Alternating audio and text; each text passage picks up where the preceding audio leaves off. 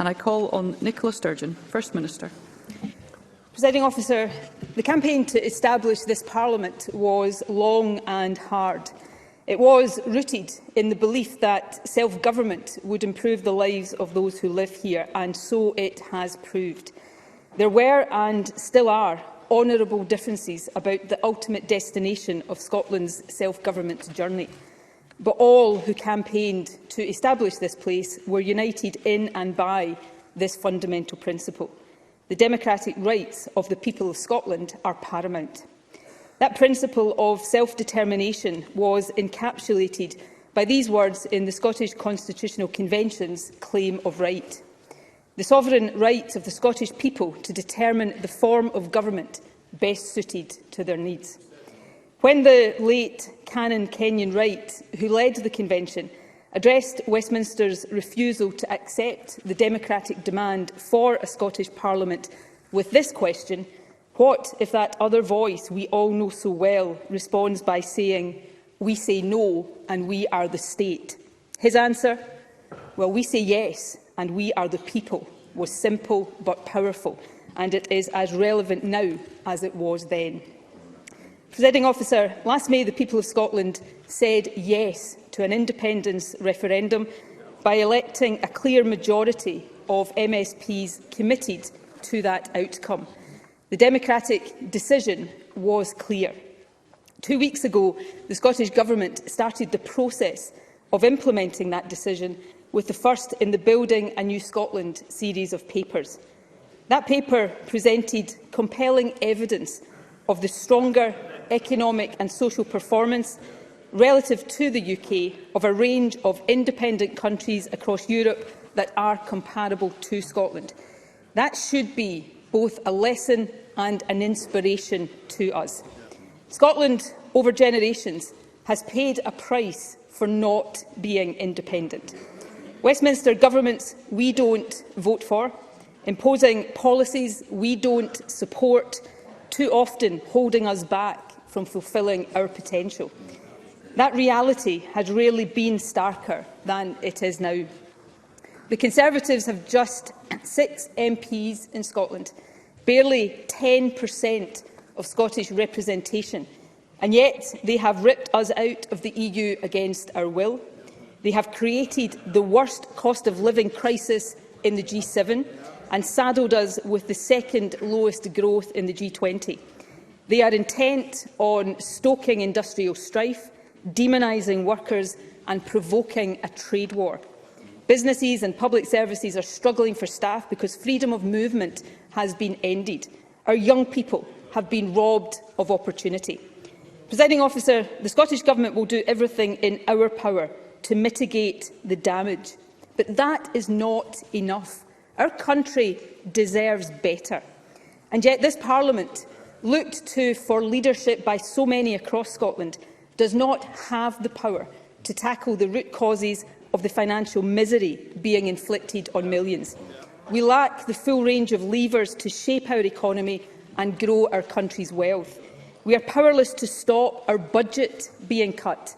We can't block the Tories' new anti-trade union laws or stop them tearing up human rights protections. We're not able to restore freedom of movement. And while we invest billions in measures to help with the cost of living, tens of thousands of children can be pushed deeper into poverty at the merest stroke of the Chancellor's pen. Presiding Officer, it does not have to be this way. Independence is about equipping ourselves to navigate the future, guided by our own values, aspirations and interests. It is about helping us fulfil our potential here at home and play our part in building a better world. And that does take more than a changing of the guard at Westminster. I fervently hope that the Tories lose the next election. They thoroughly deserve to. But on the big policy issues of our time, from Europe to migration to human rights and fairness for workers, Labour is more a pale imitation than a genuine alternative. Labour won't take Scotland back into the European Union or even the single market, and neither will the Liberal Democrats. They won't restore freedom of movement for our young people. They won't prioritise tackling child poverty over investment in nuclear weapons. Presiding Officer, First Minister, sorry, could I just have a moment? I have asked that there are no interruptions during the First Minister's statement. I would be grateful if we could have some silence. Thank you. Presiding Officer, independence won't always be easy. It isn't for any country. But independence will give us the opportunity to chart our own course, to build a wealthier, greener, fairer nation, to be outward-looking and internationalist, to lift our eyes and learn from the best. Presiding Officer, now is the time, at this critical moment in history, to debate and decide the future of our country. Now is the time to get Scotland on the right path, the path chosen by those who live here. Now is the time for independence. Presiding Officer, this Parliament has a clear democratic mandate to offer Scotland that choice. The UK Government, regrettably, however, is refusing to respect Scottish democracy. That is why today's statement is necessary.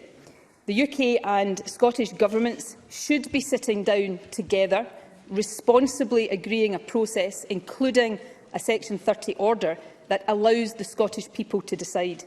That would be the democratic way to proceed. It would be based on precedent, and it would put the legal basis of a referendum beyond any doubt. That's why I am writing to the Prime Minister today to inform him of the content of this statement, and in that letter I will also make clear that I am ready and willing to negotiate the terms of a Section 30 order with him. Presiding Officer, what I am not willing to do, what I will never do, is allow Scottish democracy to be a prisoner of Boris Johnson or any Prime Minister.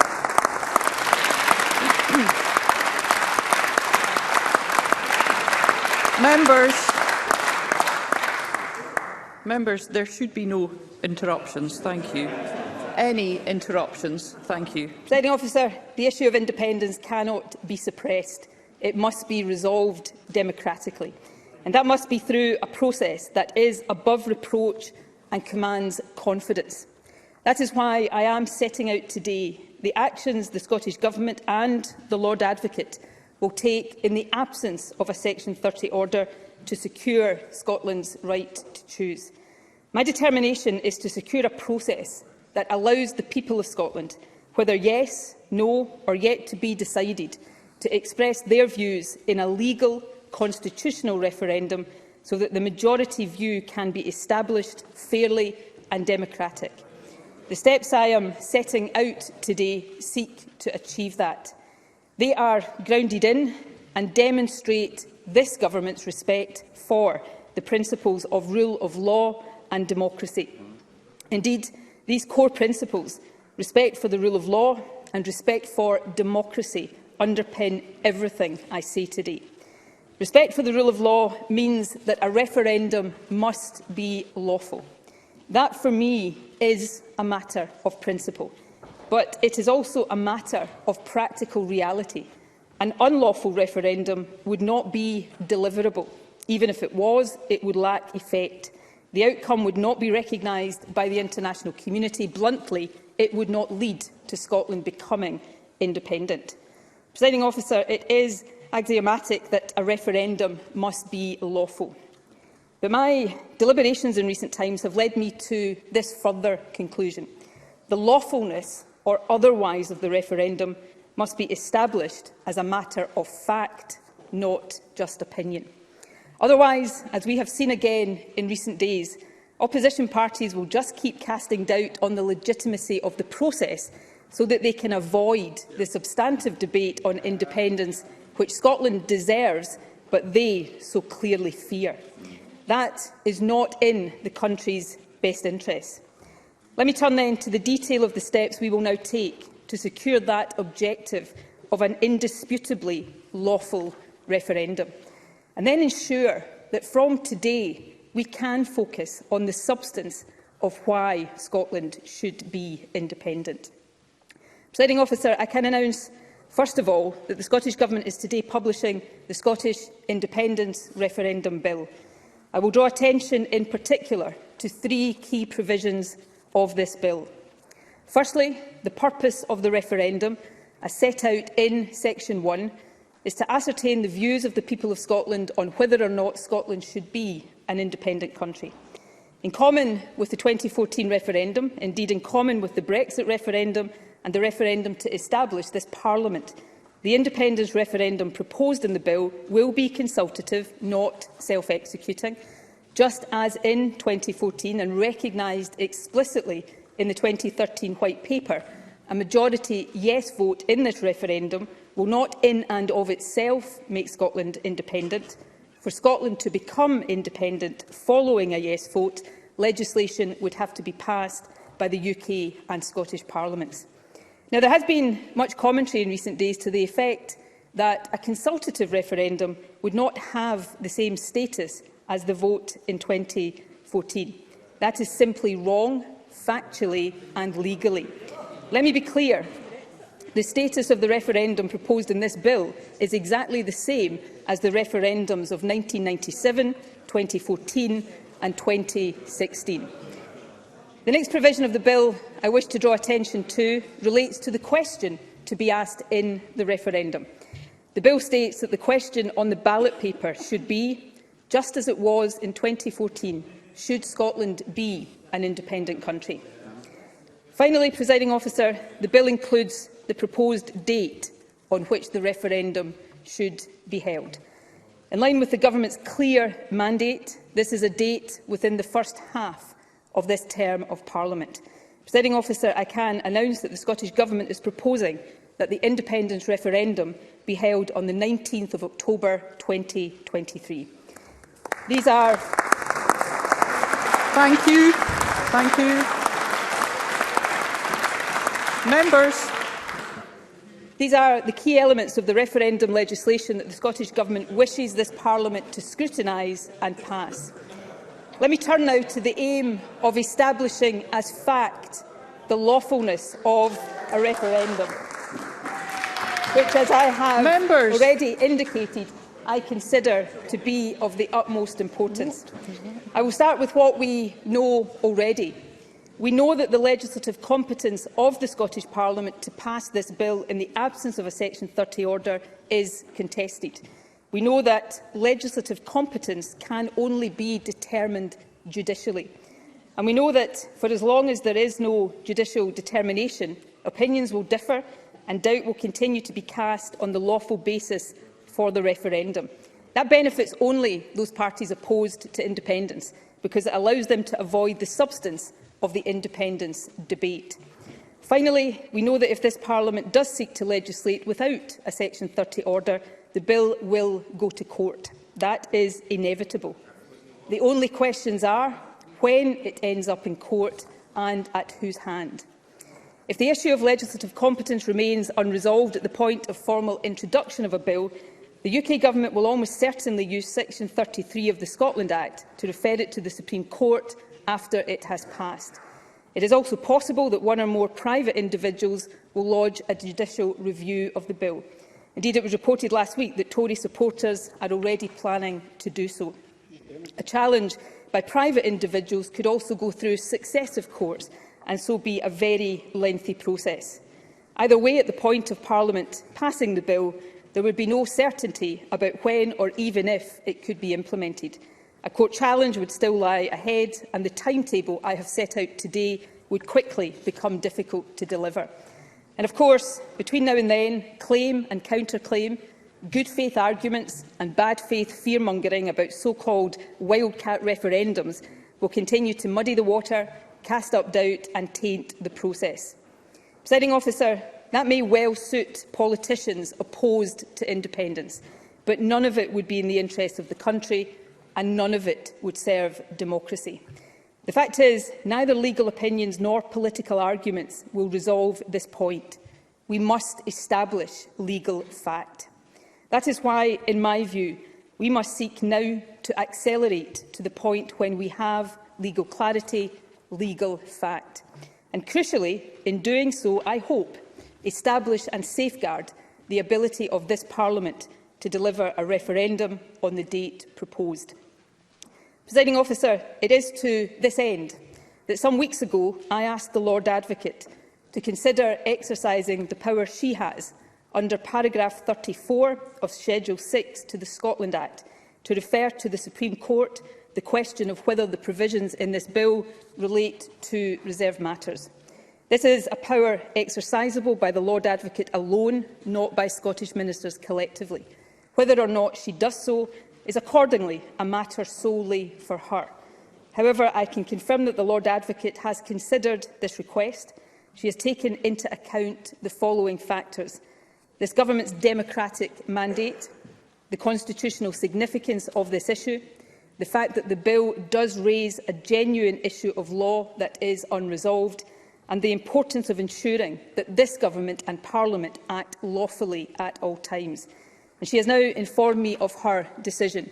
I can advise Parliament that the Lord Advocate has agreed to make a reference of the provisions in the bill to the Supreme Court.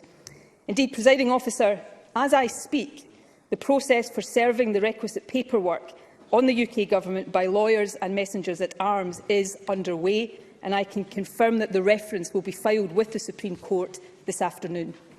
Presiding Officer, whether or not the reference is accepted, how long it takes to determine and what judgment is arrived at are, of course, all matters for the Court to determine. I accept that.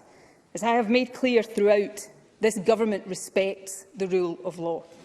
However, by asking the Lord Advocate to refer the matter to the Court now, rather than wait for others to do so later, we are seeking to deliver clarity and legal certainty in a timely manner and without the delay and continued doubt that others would prefer. Presiding Officer, obviously, it is this Government's hope that the question in this bill, proposing a referendum that is consultative, not self-executing, and which would seek to ascertain the views of the Scottish people for or against independence, will be deemed to be within the legislative competence of this Parliament. If that outcome is secured, there will be no doubt whatsoever that the referendum is lawful. And I can confirm that the Government will then immediately introduce the bill and ask Parliament to pass it on a timescale that allows the referendum to proceed on the 19th of October next year. It is, of course, possible that the Supreme Court will decide that the Scottish Parliament does not have power to legislate even for a consultative referendum. To be clear, if that happens, it will be the fault of Westminster legislation, not the Court. Members. Obviously, that would not be the clarity we hope for. But if that is what the law establishing this Parliament really means, it is better to have that clarity sooner rather than later. Because what it will clarify, Presiding Officer, is this: any notion of the UK as a voluntary union of nations is a fiction. Any suggestion that the UK is a partnership of equals is false. Instead, we will be confronted with this reality. No matter how Scotland votes, regardless of what future we desire for our country, Westminster can block and overrule. Westminster will always have the final say. Presiding Officer, there would be few stronger or more powerful arguments for independence than that. And it would not be the end of the matter, far from it.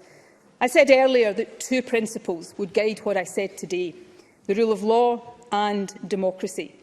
Democracy demands that people must have their say. So finally, in terms of process, let me confirm this, although it describes a scenario that I hope does not arise. But if it does transpire that there is no lawful way for this Parliament to give the people of Scotland the choice of independence in a referendum, and if the UK Government continues to deny a Section 30 order, my party will fight the UK general election on this single question: should Scotland be an independent country? Members. Presiding Officer. First Minister, if I may, members, I do think it's important, regardless of the content of any statement, that we adhere to parliamentary standing orders and that we continue to hear the statement without interruptions. Thank you. Presiding Officer, the path I have laid out today is about bringing clarity and certainty to this debate. Above all, it is about ensuring that Scotland will have its say on independence. I want the process set in train today to lead to a lawful, constitutional referendum and for that to take place on the 19th of October 2023. That is what we are preparing for. But if the law says that is not possible, the general election will be a de facto referendum. Either way, the people of Scotland will have their say. Presiding Officer, as the Lord Advocate is now referring the question of legality to the Supreme Court, that need no longer be the subject of sterile political debate. Indeed, the sub judice principle and our own standing orders demand that the arguments on competence now be made in court and not here in this chamber. That means we can and we should now focus on the substance. That is what this government intends to do. In the weeks and months ahead, we will make the positive case for independence. We will do so with commitment, confidence and passion. Let the opposition, if they can, make the case for continued Westminster rule, and then let the people decide. Presiding Officer, to believe in Scottish independence is to believe in a better future. It involves an unashamedly optimistic view of the world, the belief that things can be better than they are now. Above all, it means trusting the talents and ingenuity of all of us who live here, no matter where we come from.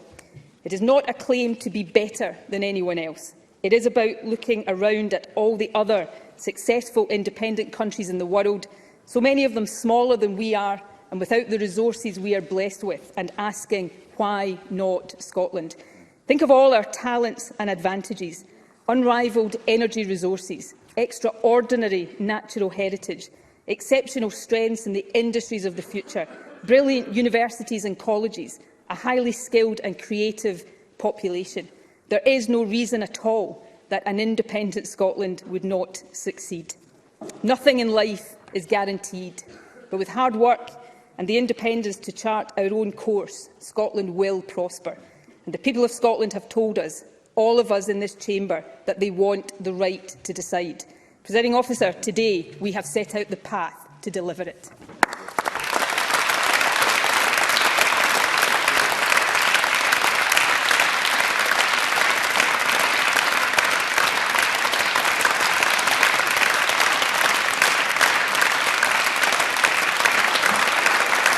Thank you. Thank you. The First Minister will now take questions on the issues raised in her statement. I intend to allow around 40 minutes for questions, after which we'll move on to the next item of business. And I'd be grateful if members who wish to ask a question were to press their request to speak buttons now. And I call on Douglas Ross. Thank you very much, Presiding Officer. I wonder if that SNP applause was to make up for the people in the public gallery actually walking out as the First Minister was speaking. Because Nicola Sturgeon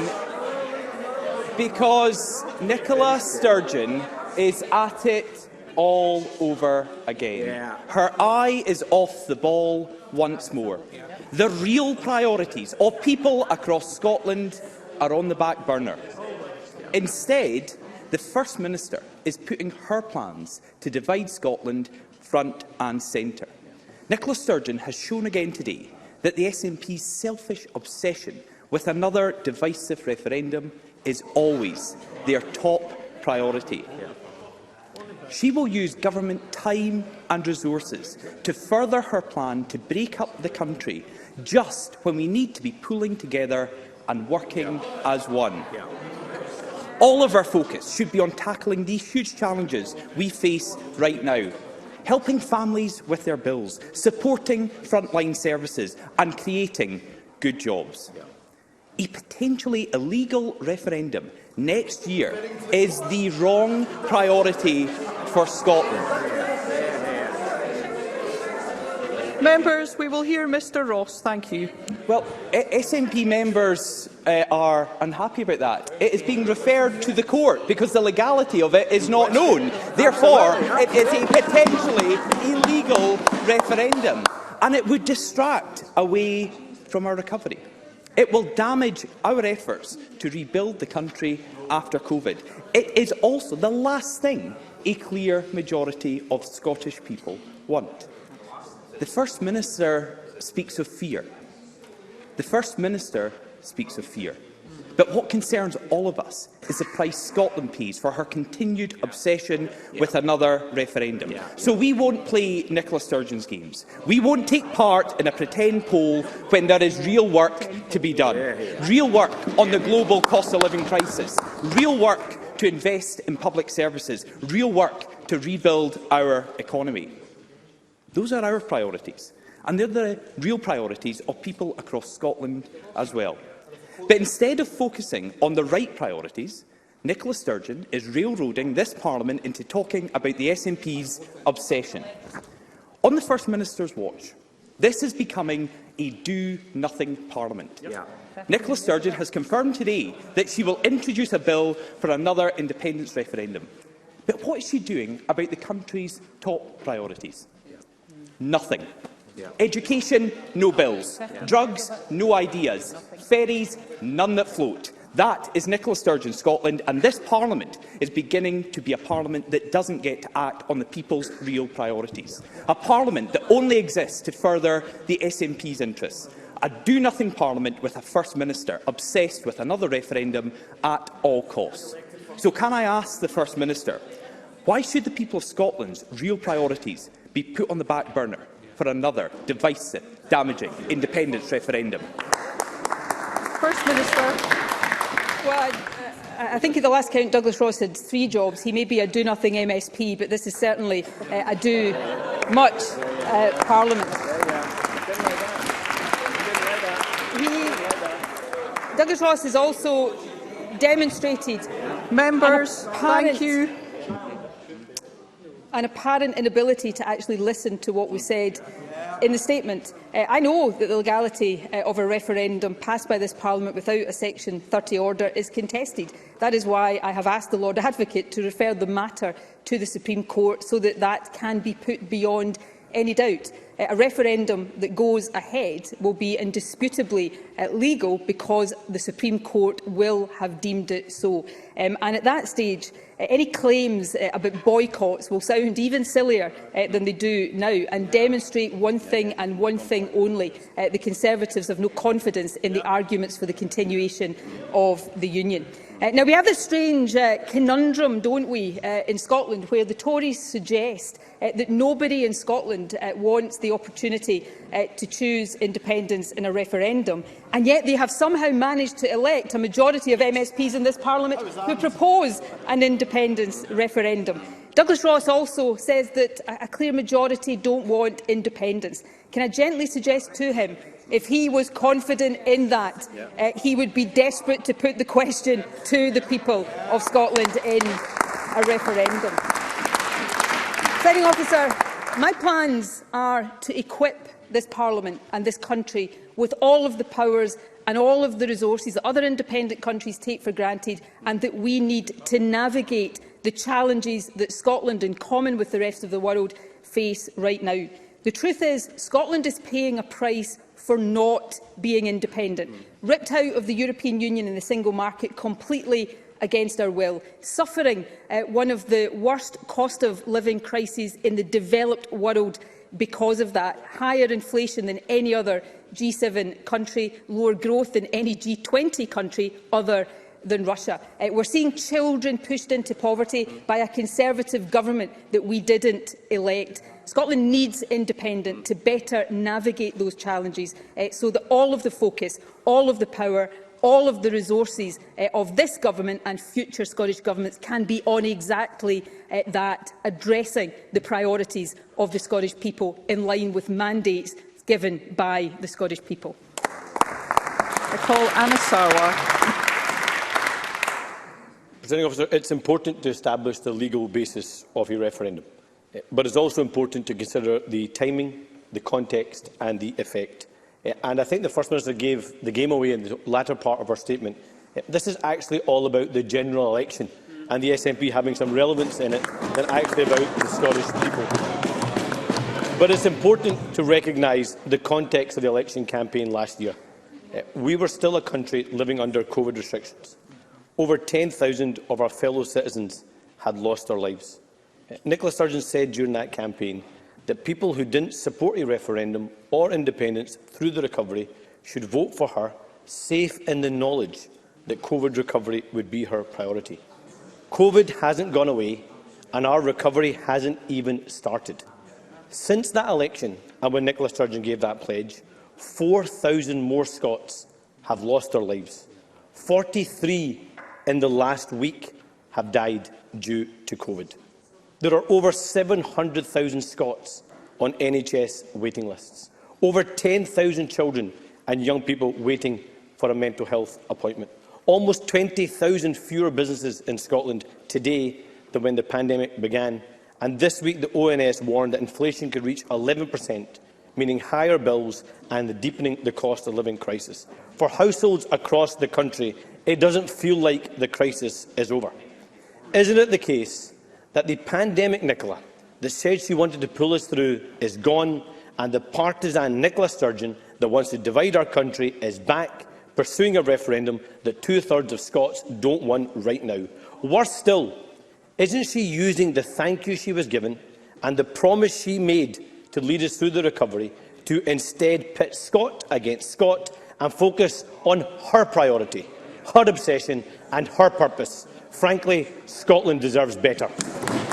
First Minister. Democracy is not pitting anyone against anyone. Democracy is allowing the people of the country, all of the people of the country, to choose.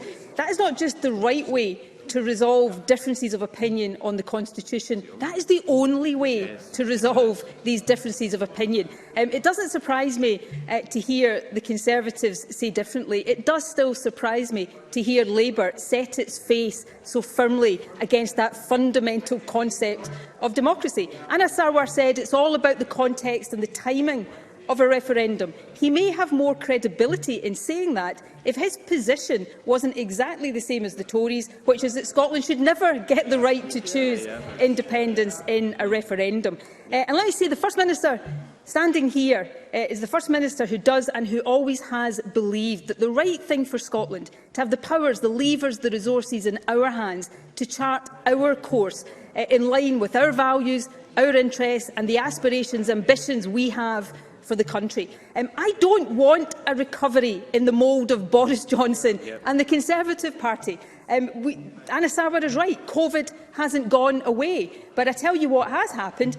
A Westminster Tory government that we didn't vote for has taken the funding for dealing with COVID away from this Parliament. We're seeing a Chancellor take money away from the poorest in our society. The way to build a recovery, the way to build the kind of country we want, that Anas Sarwar and I probably agree on, is to put the levers and the control of that in the hands of the people of Scotland. That is what independence is about, and as long as Anas Sarwar and his party set their face against that, then I suspect they will continue to struggle in the way that they have over the last decade and more. Alex Cole-Hamilton. Thank you very much, Presiding Officer. Well, here we are again, and what an appalling waste. What an appalling waste of energy and focus this is. Frankly, I can think of better uses of our time, and Presiding Officer, I am not alone. I am sure that those waiting for cancer care in the longest queue on record can think of better uses of our time. Those children suffering long COVID, left disappointed after they waited to meet her in the cold outside Parliament this afternoon, can think of better uses of our time. The island ferry passengers, the Ukrainians stuck in hotels, those victims of violent and sexual crime left waiting for justice can all think of better uses for our time. Presiding Officer, the First Minister is putting disquiet in her party ahead of the needs of this country. So can I ask her why her fixation with breaking up the United Kingdom will always trump the needs of the people that we are all here to serve? First Minister. Presiding Officer, we have so many Ukrainians here in Scotland right now in the process of being given refuge because we fought to get a super sponsor scheme in order to speed up the process for those fleeing the war in Ukraine. And we would be able to give more refuge to people fleeing conflict and famine from around the world if we were not trapped in a hostile environment immigration policy by a government we don't vote for and doesn't have the support of people across Scotland. And yes, it is this government's responsibility to support the NHS into and through recovery. It is this government's responsibility to deliver for long COVID patients. But I pose the question, are we going to be better able to do that or not, in charge of our own budgets and resources, or still subject to a government that cuts the budget of this Parliament at every opportunity? And finally, Presiding Officer, it's not that many years ago that Alex Cole-Hamilton and I were actually on the same side of a debate in the Brexit referendum, when he told people across Scotland, rightly, that Brexit would be a disaster, and so it is now proving. But the difference between Alex Cole-Hamilton and I is his party no longer even says that it would try to take Scotland back in to the European Union. Well, I don't want to give up on that European ideal and aspiration. Now the only route for Scotland back into the European Union and to the European family of nations is by becoming an independent country.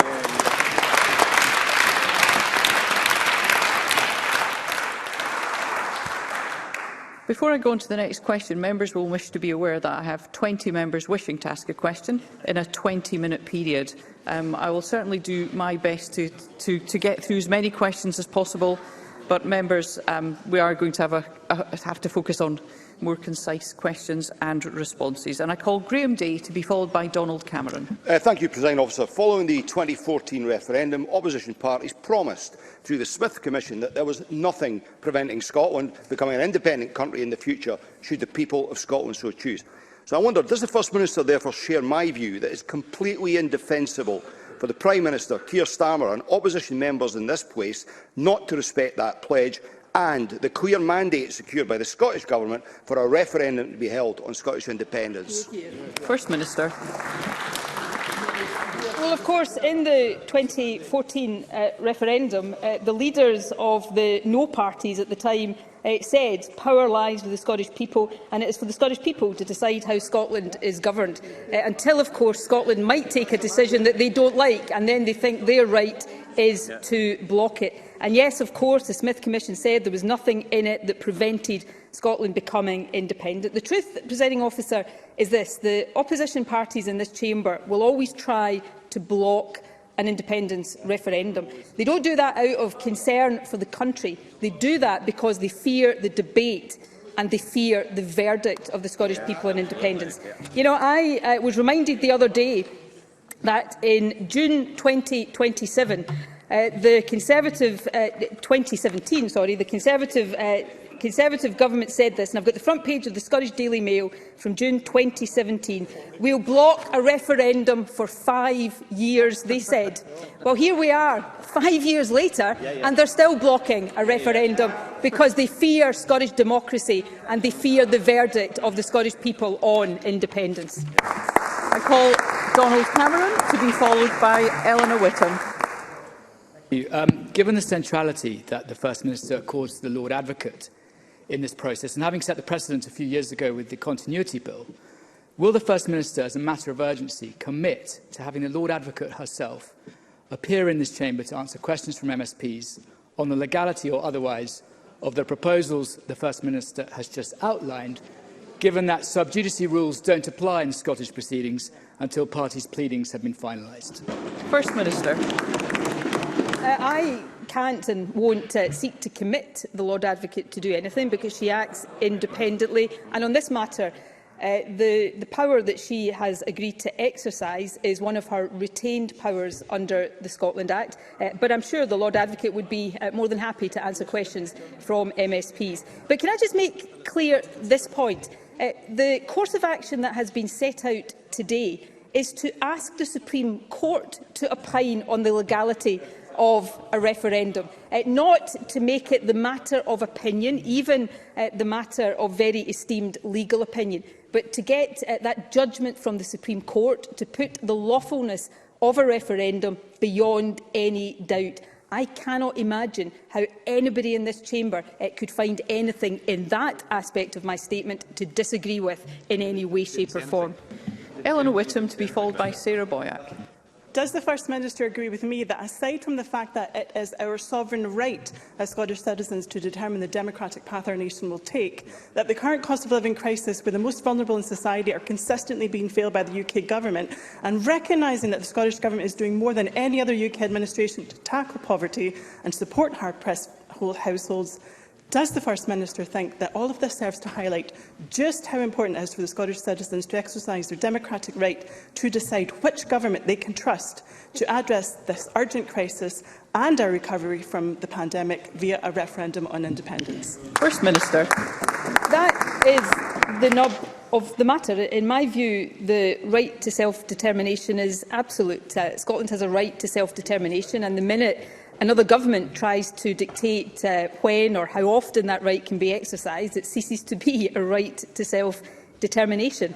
But this is not just abstract. Independence is about addressing better the key challenges we face as a country and being able to better fulfil our full potential as a country. Others will argue, as they have done today, that this somehow distracts from these challenges and the priorities that many of us share.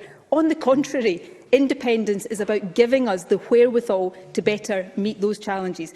On the cost of living, as I've said already, much of the world is facing a cost of living crisis, but in the UK it is being deeply exacerbated by a Brexit imposed on Scotland against our will. That is the price of not being in charge of our own destiny. That is the price of not being independent, and people across this country are paying that price right now. Independence is about enabling us to fulfil our full potential. It is exactly about the priorities of people across this country. Sarah Boyack, to be followed by Kenneth Gibson. First Minister, even SNP voters don't want a referendum on your timescale. They want action on the cost of living crisis, and they need action now, not division, deflection or excuses from your government, which actually has the powers to deliver the support and change they need, so they do not have to choose between heating and eating. Fuel poverty predates Brexit and the pandemic. First Minister, how does a referendum in just under 16 months help those people who cannot afford their bills now, never mind this autumn or never mind winter? And when will your government take responsibility and use the powers you already have to the max? First Minister. Well, of course we are using these powers. Let me set out how we are using the powers, just in this particular regard right now.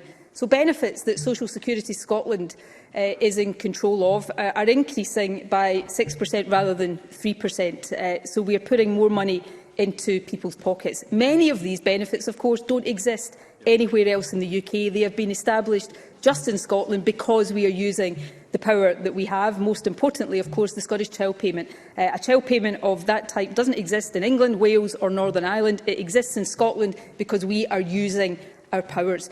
But what are the root causes of the cost of living crisis when it comes to energy? It's fuel prices, it's the energy market. All of that is reserved to Westminster governments. So in direct answer to Sarah Boyack's question, what difference does it make? By being able to exercise these powers ourselves, we can do more than just mitigate. We can address some of the root causes of the problems people are facing. That's what independence is about. It's empowering this Parliament and this country to take the real action that people want on these priorities. Kenneth Gibson, to be followed by Ross Greer. Thank you, Presiding Officer. Of course, for the opposition, the time is never right. While they use every opportunity to deny our democratic mandate for an independence referendum, can the First Minister confirm that building a new Scotland will ensure that the national conversation ahead of the referendum will be of a high standard, informed, an example of open democracy in action? And will she again invite opposition members to drop their empty posturing against the referendum's mandate and instead join the debate?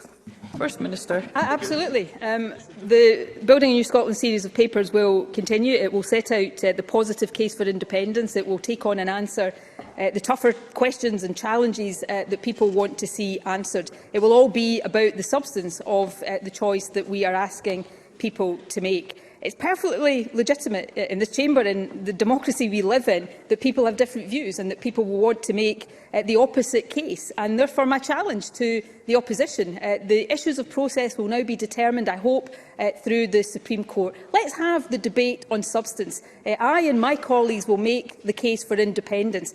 Why don't they come and make the substantive case for Scotland continuing to be part of the Union? I suspect I know the answer to that question, Presiding Officer, but let's have that debate on substance and then let's do the democratic thing. Let the people decide. Ross Greer, to be followed by Michelle Thompson. Thank you. This statement proves beyond doubt the Scottish Government is committed to deliver on its democratic mandate and give the people of Scotland the opportunity to build a fairer, greener, independent nation. The very same Conservative Party have been rejected here time and again are now trying to stop that democratic exercise, aided by a Labour Party which seems equally intent on obstructing Scottish democracy. Does the First Minister agree that pro-independence parties winning more seats and more votes than our opponents is the gold standard of democratic mandates for putting Scotland's future in Scotland's hands through a referendum on our independence? First Minister. Well, the mandate for an independence referendum, Ross Greer is absolutely right to point this out, that exists in this Parliament is stronger than any mandate for Brexit that ever existed in the UK Parliament. The mandate is undeniable. The only question is whether opposition parties and the UK Government are prepared to respect Scottish democracy. So far, they haven't, which is why I have set out the path today. Scotland has the right to choose. I want that to be in a legal, constitutional referendum. That's the path I have set in train today. But come what may, Scotland must have the right to choose independence, because that is the right of self-determination. Michelle Thompson, to be followed by Rachel Hamilton. Scotland should believe she's hopeless, helpless, worthless, voiceless. This is the ambition the Unionists have for Scotland. Their belief that they can prevent the Scottish people from having a vote in Scottish independence is based on the fundamentally undemocratic idea of the sovereignty of the Westminster Parliament and the denial of the principle of the sovereignty of the Scottish people.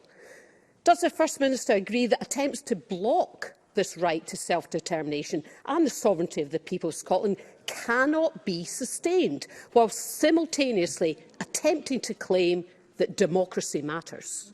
First Minister. I absolutely agree with that, and it won't be sustained. The UK is either what we have always been told it is, which is a voluntary union of equals, or it is not. It is a structure where Scotland has no legal democratic right to decide a different path from. That cannot be sustainable.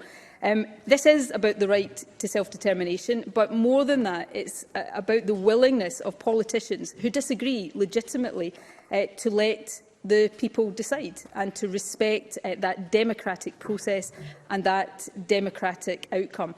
I heard some unionist politician, I can't remember which one, they all begin to sound the same after a little while, in recent days say that the thing is they'd worked it out, that I didn't really want a referendum, and I didn't think that we would win one if we got one. Well, do you know what? I suspect if any of the unionist parties actually thought either of those things were the case, they'd be rushing to call my bluff. So there's an invitation today to all of them, Presiding Officer. Come on, call my bluff.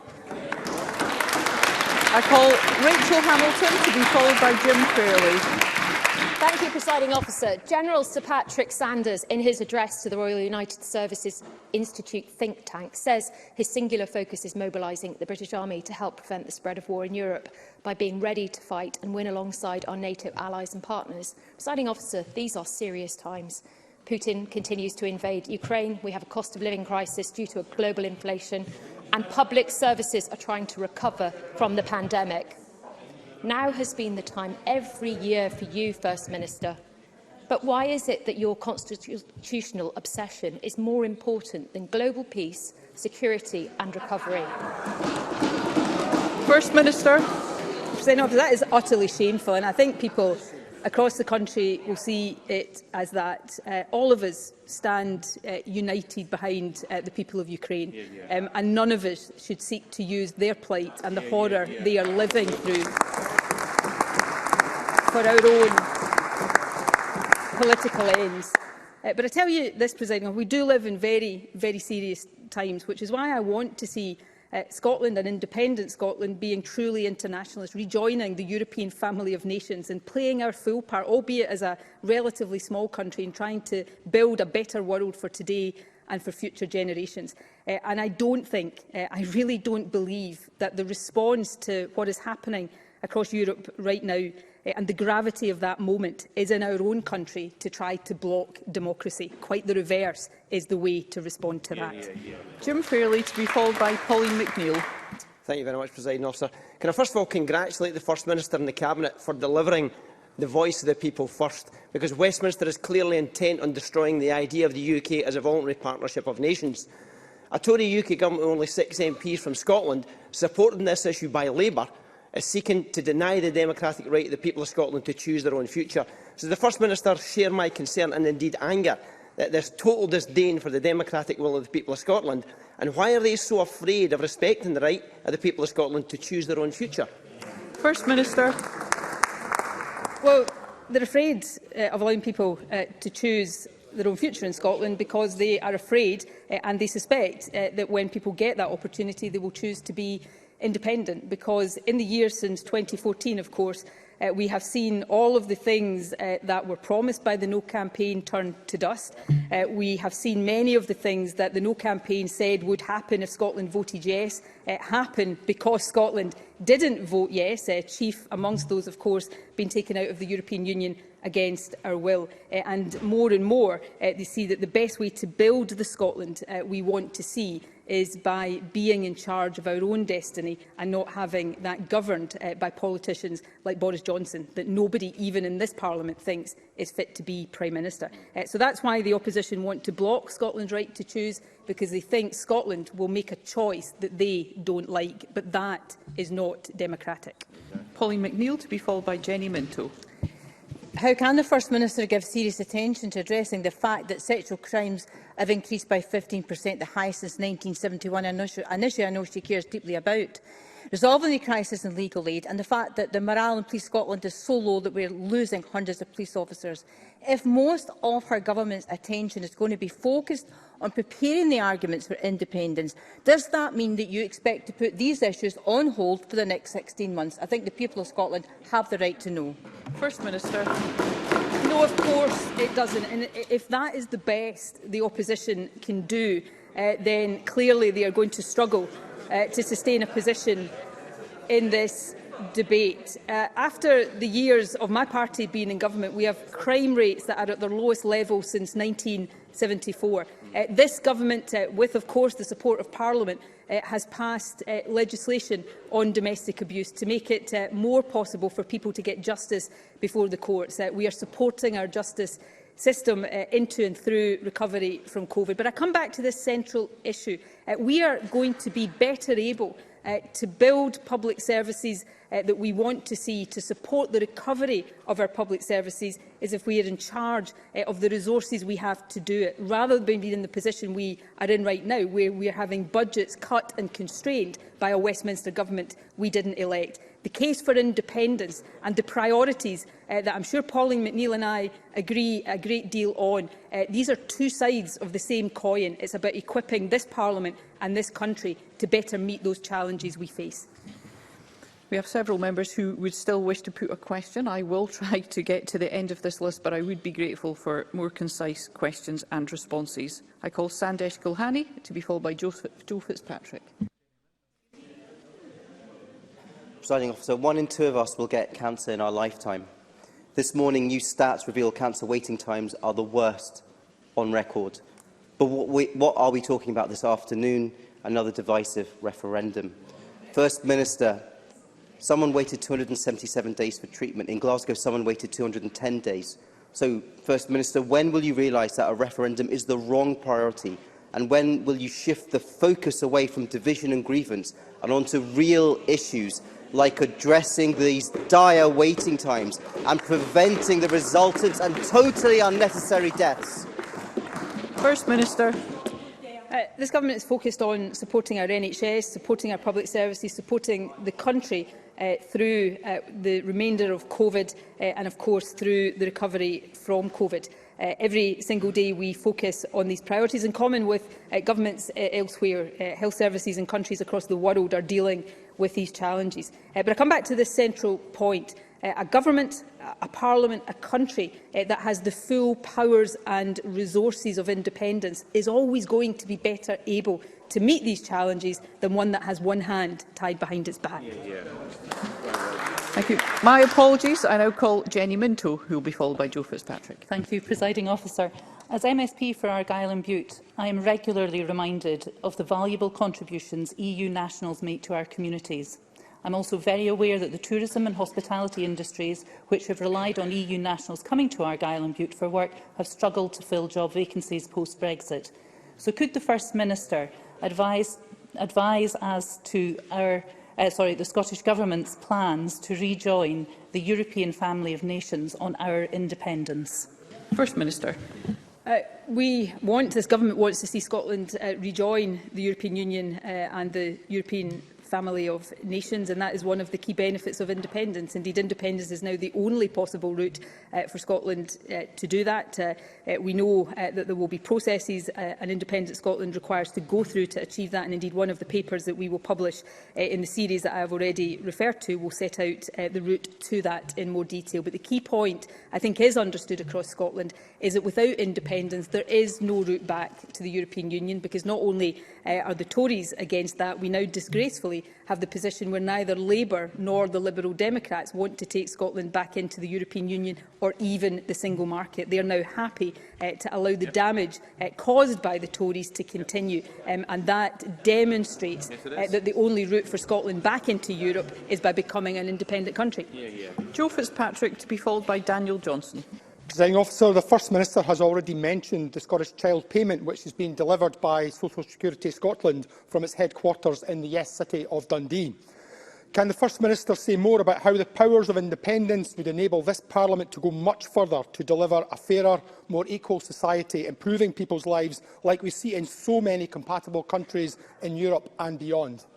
First Minister. Well, I think that is one of the biggest arguments for independence, is being in charge of our own resources so that we can dedicate all of our efforts to tackling poverty, and in particular lifting children out of poverty. And we can illustrate that, the fact that we have only partial power over social security, we can illustrate how that does hold us back. So this Parliament, using its limited devolved powers, has established the Scottish Child Payment, and of course now decided to double and then extend it further. That is lifting thousands upon thousands of children out of poverty. But at the stroke of the Chancellor's pen, £20 a week was taken away from families on universal credit, pushing children back into poverty. We need all of the powers of a social security system to make sure that everything we do is lifting children out of poverty, rather than the situation we have now, that everything we do is undermined by a government pulling in the wrong direction. Daniel Johnson, to be followed by Siobhan Brown. Could the First Minister clarify a point of process lying behind this statement? Did the Lord Advocate refuse to certify the referendum bill as being legally competent? And is that why the Lord Advocate is taking it to court rather than being brought before Parliament today? First Minister. I'm not going to breach the ministerial code by getting into legal advice. But what I've set out today, and I think members should listen to this point, because this point is really important. I asked the Lord Advocate to consider exercising the power she has under Schedule 6 of the Scotland Act to refer this matter to the Supreme Court. And the reason I did that is that I know that the power of this Parliament is contested, and if the ministerial code was otherwise, even if I was to bring forward and publish a dozen legal opinions on competence, the opposition would say, but that's only an opinion, the referendum is going to be illegal, and they would undermine the process. So I think it is better to ask the Supreme Court for its judgment on the lawful basis of the referendum, and then nobody can gainsay that, because it is no longer a matter of opinion, it is a matter of legal fact. Siobhan Brown, to be followed by Oliver Mundell. Thank you, Presiding Officer. As MSPs, we are all acutely aware that Scotland currently faces a workforce crisis throughout every industry and sector. With an ageing population, it is impossible for us to magic up people to fill all these roles. Does the First Minister agree with me that only as Scotland becoming independent with normal powers such as immigration, employment law, energy and borrowing powers, just to name a few, that we can start to recover from the COVID crisis and also really start to address the cost of living crisis? First Minister. Again, if you speak, as I do regularly, to individuals, to people in public services, to businesses across the country, one common theme will emerge, and that is a shortage of labour, making it more difficult to tackle the backlog in our National Health Service, making it more difficult for businesses to recover. And that has been caused and exacerbated by the ending of freedom of movement, which has come from us being taken out of Europe against our will, and it comes from a highly restrictive and, in many cases, deeply inhumane immigration policy. Scotland needs to be able to determine our population, and we need to be able to determine who can come to the country so that we can grow that population, because that is in the interest of our economy and our public services and society more generally. And the only way to do that is becoming independent with the powers that independence brings in that regard. Another key argument for taking these powers out of the hands of Westminster and putting them into the hands of this Parliament. Oliver Mundell, to be followed by Christine Graham. Thank you, Presiding Officer. Did Westminster have the final say on the 18th of September 2014? First Minister. Westminster and, in fact, all of the Better Together parties in this chamber, ahead of the referendum in 2014, of course, said that if Scotland voted yes, we'd be taken out of the European Union. And then, of course, we were taken out of the European Union because we did not... Well, come on to an important point, actually. Oliver Mundell probably didn't mean to be helpful in that question, but he has been. But I'll come back to that in a second. But the UK that existed in 2014 doesn't exist now because we are out of the European Union. And that is why people in Scotland, one of the many reasons why people in Scotland should have the choice. But of course, it is the case that in the lead up to 2014, the then Westminster Government did respect democracy and agree a process with the Scottish Government that had us accept that we disagreed, but nevertheless agree a process that would allow the Scottish people to decide. If this Westminster Government had any respect for democracy, that is exactly what it would be doing. So I think Oliver Mundell has actually put his finger on the deeply undemocratic nature of the Westminster Government in office right now. And Christine Graham. Presiding Officer, does the First Minister agree with me that unionist opposition in here has got nothing to do with the mandate? It's actually got nothing to do with now is not the right time. It's actually never. Defending a permanent veto by one partner nation to prevent another partner nation from simply exercising its right to choose its constitutional future. And in those circumstances, does the First Minister agree with me opposition parties in here should be ashamed of themselves? Yeah. First Minister. Thank you, members.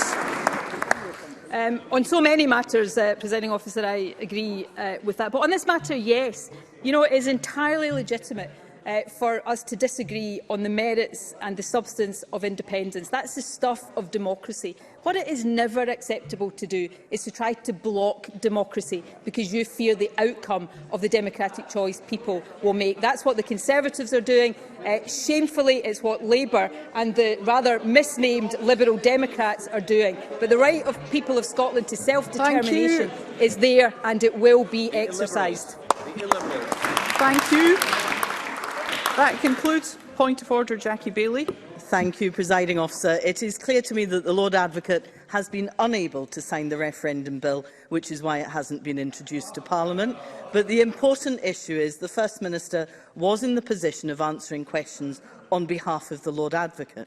Given that the referral to the Supreme Court is an independent process, free from the influence of the First Minister, then surely the Lord Advocate should make a statement to this chamber and answer questions about that process. Would the Presiding Officer, as a matter of urgency, consider this alongside the Bureau?